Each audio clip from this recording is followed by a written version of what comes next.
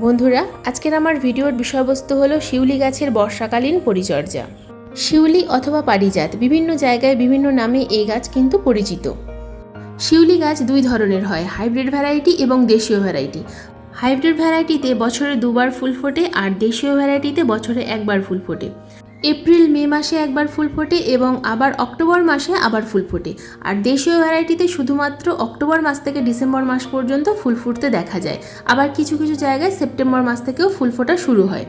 আজকের ভিডিওতে বলবো শিউলি গাছের এই বর্ষাকালীন পরিচর্যা কেমন হবে, কি খাবার প্রয়োগ করতে হবে, কি ঘরোয়া খাবার প্রয়োগ করলে এই গাছে প্রচুর পরিমাণে ফুল আসবে, এবং খাবার প্রয়োগ করার আগে বলবো কয়েকটা কেয়ার টিপস। কিছু কিছু বিষয় রয়েছে যেগুলো জানা আমাদের অবশ্যই প্রয়োজন, তা না হলে কিন্তু শিউলি গাছে আমরা প্রচুর পরিমাণে খাবার প্রয়োগ করা সত্ত্বেও গাছে ফুল আসবে না। তাই আজকের ভিডিওটা সম্পূর্ণ দেখার অনুরোধ রইল, একটু স্কিপ করো না বন্ধুরা, স্কিপ করলে কিন্তু অনেক কিছুই অজানা থেকে যাবে। নমস্কার, আমি লাবণী, আমার বাগানে তোমাদের সবাইকে জানাই স্বাগত। প্রথমেই বলবো টিপস নাম্বার 1, শিউলি গাছকে আমরা কোথায় রাখবো। শিউলি গাছ সূর্যালোক পছন্দ করে, কিন্তু প্রচুর পরিমাণে টেম্পারেচার এই গাছের সহ্য হয় না। অতিরিক্ত দুপুরবেলা চড়া রোদ্দুরে রাখলে এই গাছকে পাতার কিনারা বরাবর কিন্তু পুড়ে যেতে শুরু করে। তাই এই গাছটাকে এমন একটা জায়গায় রাখতে হবে যেখানে সকালবেলার 3-4 ঘন্টার রোদ্দুর লাগে, কিন্তু দুপুরবেলা চড়া রোদ্দুর যেন না লাগে। টিপস নাম্বার 2, জল আমরা কতটা দেব। এই গাছের মাটি কিন্তু ময়েশ্চার ভীষণ পছন্দ করে। ময়েশ্চার মাটি না থাকলে এই গাছ কিন্তু খুব সহজেই ঝিমিয়ে যায়। তাই টবের মাটি যেন সবসময় ময়েশ্চার থাকে, এই বিষয়টা আমাদের লক্ষ্য রাখতে হবে। এখন যেহেতু মাঝে মাঝে বৃষ্টি হচ্ছে, তাই টবের মাটি সবসময় ময়েশ্চার থাকছে, যে কারণে আমাদের বারে বারে জল প্রয়োগ করার কোনো প্রয়োজন নেই। কিন্তু যখন বৃষ্টি হবে না, টবের মাটি যেন সবসময় ময়েশ্চার থাকে, এই বিষয়টা আমাদের লক্ষ্য রাখতে হবে। টিপস নাম্বার 3, প্রচুর পরিমাণে খাবার প্রয়োগ করা সত্ত্বেও অনেক সময় শিউলি গাছে ফুল আসে না। সেপ্টেম্বর অক্টোবর মাস পেরিয়ে যাওয়া সত্ত্বেও অনেক সময় দেখা যায় যে গাছে কোনো ফুলের দেখা পাওয়া যাচ্ছে না, কারণ শিউলি গাছও অ্যাসিডিক সয়েল ভীষণ পছন্দ করে। যদি শিউলি গাছের মাটি প্রচুর পরিমাণে ক্ষারীয় হয়ে যায়, তাহলে কিন্তু গাছে খাবার প্রয়োগ করা সত্ত্বেও ফুল আসে না। তাই মাঝে মধ্যেই আমাদেরকে শিউলি গাছে এমন কিছু খাবার প্রয়োগ করতে হবে যে খাবার প্রয়োগ করলে টবের মাটি সবসময় অ্যাসিডিক থাকবে। টিপস নাম্বার 4, যদি তোমরা শিউলি গাছ জমিতে কোথাও প্রতিস্থাপন করতে পারো, যদি জমিতে জায়গা থাকে তাহলে তোমরা জমিতে প্রতিস্থাপন করতে পারো, অসাধারণ রেজাল্ট দেখা যায়। এটা আমার বাগানের জমির গাছ, দেখতেই পাচ্ছ কতটা লম্বা হয়েছে। শিউলি গাছ 10 থেকে 12 ফুট পর্যন্ত লম্বা হতে পারে, প্রচুর পরিমাণে ফুল দেয় এবং এই গাছে কিন্তু প্রচুর বীজ তৈরি হয়। টিপস নাম্বার 5, আমরা এই শিউলি গাছ কত রকমভাবে তৈরি করতে পারি। যদি জমিতে বড় গাছ থাকে তাহলে কোনো চিন্তা নেই, প্রচুর পরিমাণে চারা তৈরি হয়। তোমরা সামনেই দেখতে পাচ্ছ আমার এই জমির গাছটা থেকে কত পরিমাণে চারা তৈরি হয়েছে। নিচে এই গাছের বীজ পড়ে প্রচুর চারা তৈরি হয়। আবার চাইলে তোমরা এই গাছের কিন্তু গুটি কলমের সাহায্যে বা দাবা কলমের সাহায্যেও কিন্তু এই গাছের চারা তৈরি করতে পারো খুব সহজেই। কিন্তু এগুলো যেহেতু দেশীয় প্রজাতি, বছরে একবার ফুল হয়, তাই এই গাছে দাবা কলম করার তেমন একটা প্রয়োজন নেই। কিন্তু যেগুলো হাইব্রিড প্রজাতির গাছ, সেগুলো যদি বড় গাছ থাকে, সেই গাছের ডাল থেকে গুটি কলমের সাহায্যে কিন্তু নতুন চারা গাছ তৈরি করতে পারো। টিপস নাম্বার 6, এই গাছ কেনার আদর্শ সময় কখন। যদি হাইব্রিড প্রজাতির শিউলি চারা কিনতে চাও তাহলে কিন্তু তোমরা এখন নার্সারিতে গেলে পেয়ে যাবে। আর যদি দেশীয় ভ্যারাইটির গাছ কিনতে চাও তাহলে সেপ্টেম্বর মাস থেকে তোমরা নার্সারিতে চারা পেয়ে যাবে। বন্ধুরা, এই গাছের চারা যদি তোমরা কোথাও থেকে কালেক্ট করতে পারো তাহলে কিভাবে প্রতিস্থাপন করবে, অথবা নতুন চারা গাছ প্রতিস্থাপন করার জন্য কিভাবে মাটি তৈরি করবে, সমপরিমাণ মাটি এবং সমপরিমাণ কম্পোস্ট মিশিয়ে আমি দেখো এই নতুন চারা গাছটা প্রতিস্থাপন করছি। যদি তোমরা নতুন চারা গাছ কিনে এনে প্রতিস্থাপন করো তাহলে ঠিক এই একইভাবে মাটি তৈরি করবে। প্রয়োজন হলে শুধুমাত্র 1 মুঠো পরিমাণ নিমখোল এবং 1-2 মুঠো পরিমাণ কোকোপিট মিশিয়ে নিতে পারো। অন্য কোনো কিছু মেশানোর প্রয়োজন নেই, শুধুমাত্র যদি কম্পোস্ট দিয়ে দাও, সমপরিমাণ কম্পোস্ট প্রয়োগ করলেই কিন্তু এই গাছগুলো খুব সুন্দরভাবে গ্রো করে। যেহেতু কম্পোস্টের মধ্যে প্রচুর পরিমাণে নাইট্রোজেন রয়েছে, তাই গাছের পাতা কখনোই কিন্তু হলুদ হয়ে যাবে না এবং গাছ খুব সুন্দরভাবে বৃদ্ধি পাবে। গাছ প্রতিস্থাপন করার পর প্রয়োগ করলাম জল অবশ্যই প্রয়োগ করতে হবে, এবং জল প্রয়োগ করার পর লক্ষ্য করতে হবে যে ড্রেনেজ হোল দিয়ে জলটা বেরিয়ে যাচ্ছে কিনা, তাহলে জানবে যে তোমার টবের ড্রেনেজ সিস্টেমটা খুব ভালোভাবে তৈরি করা হয়েছে এবং গাছটা খুব ভালোভাবে বৃদ্ধি পাবে। তা না হলে কিন্তু বর্ষাকালে ভীষণ অসুবিধা হতে পারে।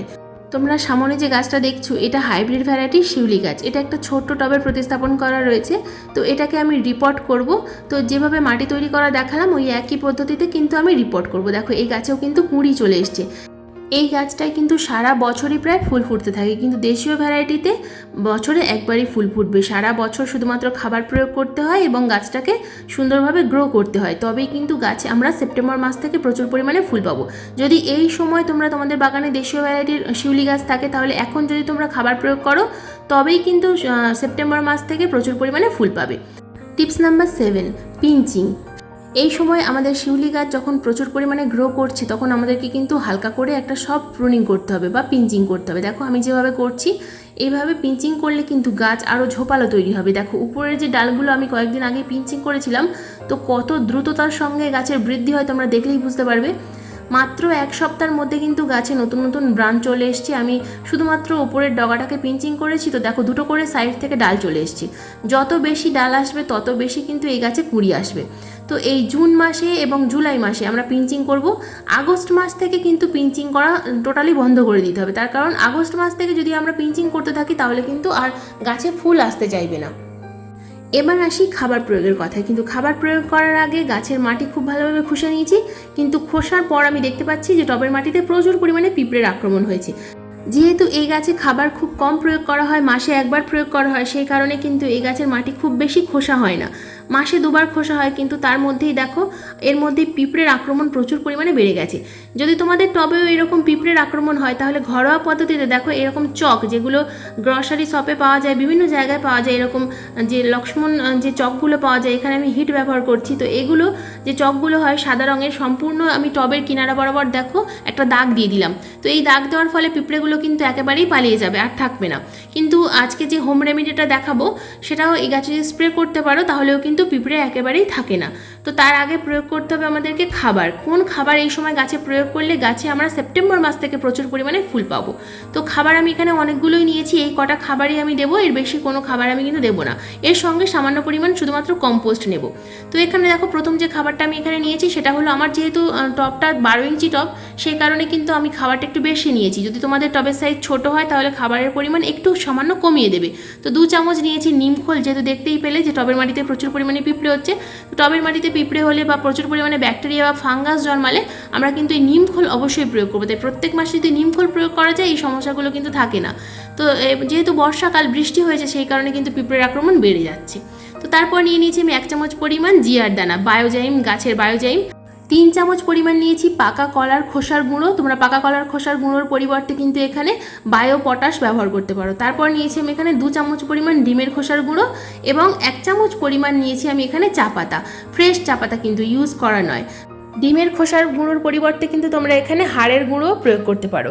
এবং সাথে নিয়ে নিয়েছি আমি 200 গ্রাম পরিমাণ গোবর সার, 1 বছরের পুরনো গোবর সার। গোবর সারের পরিবর্তে কিন্তু এখানে তোমরা ভার্মি কম্পোস্ট বা পাতা পচা সার ইউজ করতে পারো। ভার্মি কম্পোস্ট বা গোবর সার কিন্তু এখানে অবশ্যই প্রয়োগ করতে হবে। এই যে কটা খাবার আমি এখানে নিয়েছি, সম্পূর্ণ খাবার আমি কিন্তু খুব ভালোভাবে মিশিয়ে নেব। যে কোনো খাবার যদি পরিমাণে অনেক রকম হয় তাহলে কিন্তু অবশ্যই মিশিয়ে তবে প্রয়োগ করতে হবে। তো সম্পূর্ণ খাবারটা ভালোভাবে মিশিয়ে নিয়ে কম্পোস্টের সঙ্গে আমি খুব ভালোভাবে মিশিয়ে নেব এবং টবের মাটিতে প্রয়োগ করব। এটা খাবার সবসময় ভালোভাবে মিশিয়ে নিলে গাছের শিকড় কিন্তু চারিদিক থেকে খাবার গ্রহণ করতে পারে। আর শিউলি গাছ যেহেতু একটা রুট বাউন্ডিং গাছ, খুব বেশি রুট বাউন্ড হয়, তো এই গাছে কিন্তু প্রচুর পরিমাণে শিকড়, তাই টবের মাটি খোসার সময় কিন্তু এই গাছের শিকড় অনেকটাই কেটে যেতে পারে। তাই ভয় পাওয়ার কোনো কারণ নেই, শিকড় কেটে গেলে আবার কিন্তু নতুন শিকড় তৈরি হয়ে যাবে। তো আমি এই গাছটা ফেব্রুয়ারি মাসে রিপোর্ট করেছি, কিন্তু তারপরেও আগে আমার 10 ইঞ্চি টবে ছিল, তো এখন যেহেতু 12 ইঞ্চিতে দিয়েছি, তার সত্ত্বেও দেখো কতটা পরিমাণ রুট বাউন্ড হয়েছে। তো এবার আমি কিন্তু এই খাবারটা এখানে প্রয়োগ করব। তো কিনারা বরাবর আমি কিন্তু একটা গ্যাপ রেখেছি, এই গ্যাপের মধ্যেই খাবারটা আমি এখানে ঢেলে দেবো। দেখো এই সম্পূর্ণ খাবারটা কিন্তু 12 ইঞ্চি টবের জন্য। যদি তোমাদের টবের সাইজ ছোট হয় বা গাছের সাইজ ছোট হয়, খাবারটা কিন্তু অর্ধেক করে নেবে, কখনোই এতটা পরিমাণ খাবার প্রয়োগ করবে না, তাহলে কিন্তু গাছের ক্ষতি হতে পারে। সম্পূর্ণ খাবার প্রয়োগ করার পর ওপর থেকে খুব ভালোভাবে কিন্তু হাতের সাহায্যে চারিদিকে ছড়িয়ে দিতে হবে খাবারটাকে, এবং উপরে যে মাটিটা ছিল সেই মাটিটাকে খাবারের ওপরে চাপা দিয়ে দিতে হবে। তো এইভাবে তোমরা যদি মাসে একবার খাবার প্রয়োগ করতে পারো তাহলে কিন্তু অসাধারণ রেজাল্ট দেখতে পাবে, গাছে অবশ্যই ফুল আসবে। আগের বছরের ভিডিও তোমরা যদি কেউ দেখে থাকো, আগের বছর সেপ্টেম্বর মাসেই কিন্তু আমার গাছে প্রচুর পরিমাণে ফুল চলে এসেছিল। তো অবশ্যই গাছে এই খাবারগুলো প্রয়োগ করো, দুর্দান্ত রেজাল্ট দেখতে পাবে। তো বন্ধুরা, গতকালের ভিডিওতে আমি একটা ট্রিটমেন্ট দেখিয়েছিলাম। তো এই ট্রিটমেন্টটা করার ফলে কিন্তু গাছে যেমন ব্যাকটেরিয়া অথবা ফাঙ্গাসজনিত কারণ থেকে গাছ বেঁচে যাবে, ঠিক তেমনই যদি গাছে প্রচুর পরিমাণে পিঁপড়ের আক্রমণ হয় তাহলে কিন্তু আমরা এই রেমেডিটা অবশ্যই ফলো করতে পারি। দেখো গতকালের ভিডিও যদি তোমরা না দেখে থাকো তাহলে আজকে দেখে নাও। এখানে আমি 1 লিটার জল নিয়েছি এবং 1 লিটার জলের ওপরে রেখেছি আমি একটা ছাঁকনির উপর দিয়ে দিলাম 1 চামচ পরিমাণ হলুদ গুঁড়ো এবং 1 চামচ পরিমাণ দারুচিনির পাউডার, দারুচিনির যে কাঠ হয় সেই দারুচিনির কাঠের গুঁড়ো। তো খুব ভালোভাবে গুঁড়ো করে নিয়েছি, তবু তা সত্ত্বেও কিন্তু কাঠগুলো খুব ভালোভাবে যেহেতু গুঁড়ো হয় না এবং হলুদের মধ্যে যে পার্টিকেলসগুলো থাকে এগুলো যদি আমরা স্প্রেয়ার বটলের মধ্যে ভরে দিই সরাসরি তাহলে কিন্তু নজলের মধ্যে আটকে যাবে এবং স্প্রেয়ার বটলটা খারাপ হয়ে যেতে পারে, ভালোভাবে স্প্রে করা যাবে না। তো সেই কারণেই আমি ছাঁকনির উপর থেকে খুব ভালোভাবে কিন্তু এটাকে গুলে নিচ্ছি। তো দেখো তোমরা ভালোভাবে লক্ষ্য করলেই কিন্তু বুঝতে পারবে। ভালোভাবে এইভাবে নেড়ে নেড়ে গুলে নেওয়ার পর উপরে দেখো যে ছোটো ছোটো দানা আকারের এগুলো থেকে যাচ্ছে। তো আমরা শুধুমাত্র যে এর যে ছোটো ছোটো ধুলো কণা সেগুলোই কিন্তু জলের মধ্যে নিয়ে নেব। তো দেখো এটা কিন্তু টোটালি জলের সঙ্গে মিশে গেছে। তো এবার আমরা এই যে 1 মগ যে জলটা, এটা 1 লিটার জল, তো এটাকে আমি স্প্রেয়ার বটলের মধ্যে ঢেলে নেব এবং গাছে খুব ভালোভাবে স্প্রে করব। এটা যদি প্রত্যেক সপ্তাহে একবার করে করতে পারো তাহলে কিন্তু ছত্রাকনাশক এবং কীটনাশকের কাজ করবে এবং গাছের মধ্যে যদি কোনো প্রচুর পরিমাণে পিঁপড়ের আক্রমণ হয় তাহলে কিন্তু পিঁপড়ে একেবারেই থাকবে না। কারণ দারুচিনি এবং হলুদ এই দুটোই কিন্তু খুব ভালো ছত্রাকনাশক এবং কীটনাশক, একেবারে অর্গানিক জিনিস, গাছের কোনো ক্ষতি হবে না, কিন্তু পিঁপড়েরা সমস্ত পালিয়ে যাবে আর পিঁপড়েও মারা যাবে না। অনেক সময় বন্ধুরা তোমরা ভাবো যে কীটনাশক প্রয়োগ করলে পিঁপড়েগুলো মারা যাচ্ছে, তো পিঁপড়েগুলো কিন্তু মারা যাবে না। তোমরা কীটনাশকের পরিবর্তে এই জিনিসটা অবশ্যই স্প্রে করতে পারো, পিঁপড়েগুলো পালিয়ে যাবে আর সহজে কিন্তু গাছে আসবে না। এবং এই যে লিকুইডটা ভরে নিলাম, ঠিক একই লিকুইড তোমরা কিন্তু তৈরি করে গাছের টবেও কিন্তু প্রয়োগ করতে পারো। খাবার প্রয়োগ করার পর টবের মাটিতে কিন্তু এই জলটা টবের মাটিতে প্রয়োগ করে দিতে পারো। এই লিকুইড তরলটা এটা কিন্তু প্রত্যেকটা গাছে আমরা প্রয়োগ করতে পারি। টবের মাটিতে অতিরিক্ত বৃষ্টির ফলে টবের মাটি ভেজা ভেজা অবস্থায় থাকে, তো যখন সামান্য শুকনো হবে এই লিকুইডটা যদি প্রয়োগ করতে পারো দুর্দান্ত রেজাল্ট দেখতে পাবে। তাহলে কিন্তু আর কোনো রকম কোনো ফাঙ্গাসজনিত কারণে কোনো গাছ মারা যাবে না। এই খাবার প্রয়োগ করার পরেও যেটা আমাদেরকে মাঝে মাঝে প্রয়োগ করতে হবে সেটা হলো মাইক্রোনিউট্রিয়েন্টস। মাইক্রোনিউট্রিয়েন্টস বলতে অ্যাগ্রোমিন ম্যাক্স, অ্যাগ্রোমিন গোল্ড, মোভোমিন, যদি হাতের কাছে এগুলো থাকে এগুলো প্রয়োগ করবে।